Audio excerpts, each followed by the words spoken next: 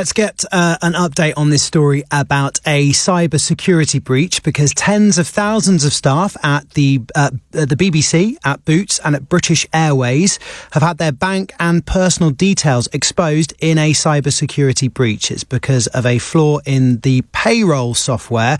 Let's talk to cybersecurity expert David Horn. He's director of the Northeast-based CyberWhite. Hello, David. What do we know so far?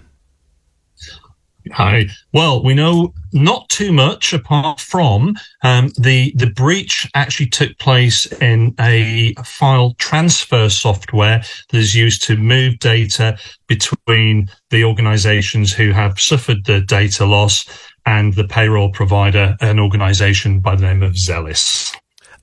Is this seems, I mean, I'm not the expert here, but this seems pretty major, if hackers are able to infiltrate, three of the biggest companies through this payroll system. Is the payroll company known? Is it widely known?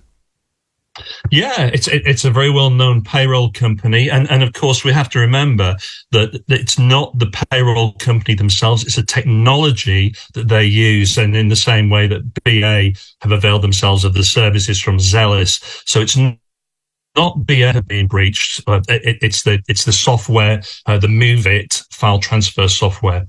And the way it was done was a simple, what we in the industry call a SQL injection attack. Oh, can you explain more about that? Yeah, sure. So a SQL injection attack is basically a command which is injected via a data input from a client, or believed to be from the client, to the application, which then allows the bad actors, if you like, to exploit, read, or modify the data, which could include amending it, deleting it, or ultimately, in this case, stealing it. And what are the risks attached with this? What does this expose? Well, I think, as you've already mentioned, it's personal data, and these organisations that carry out these attacks have often a kind of double income stream. So one is that they try to sell the data, but of course the other side of it is they want a ransom to not sell the data, but because they're a criminal enterprise, you pay the ransom. There's still no guarantees that they're not going to sell it anyway. Do we know who's behind this?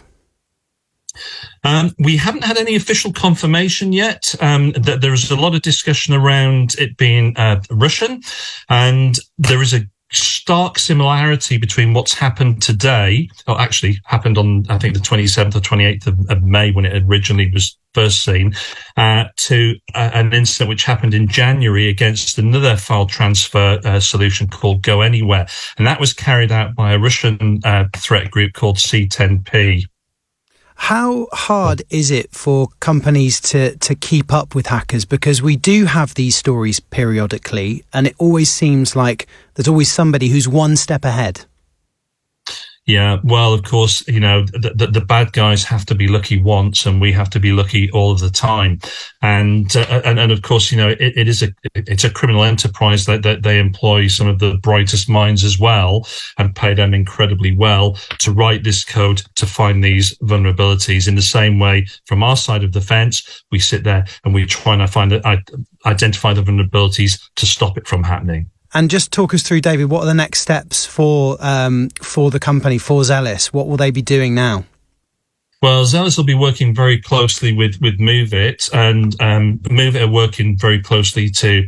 In fact, they've already released a patch, so anything before the 31st of May should be patched, absolutely, and that's available. If you've installed it since then, you're okay. So you shouldn't worry too much about that.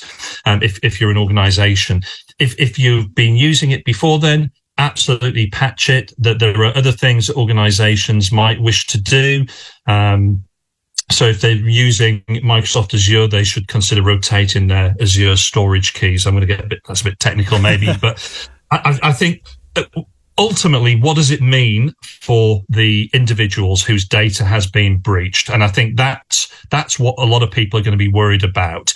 And because has my data been breached? Well, I think what everyone has to do is be vigilant and watch out for those supposed official messages that are requesting password resets, offering compensation, or emails urging immediate action.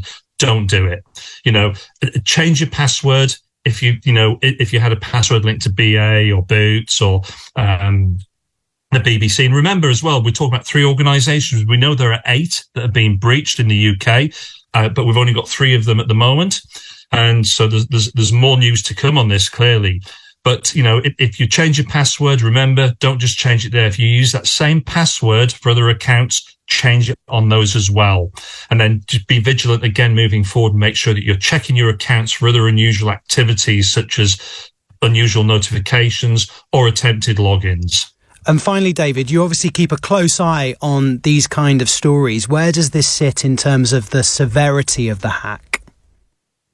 Well, I mean, clearly it's incredibly worrying. It's not surprising given the worldwide scenario at the moment and the increased cyber attacks that take place. I think what will be interesting is to see what the outcome is and I guess ultimately what happens with it. What data is going to make it out there to the dark web and what the impact of that is.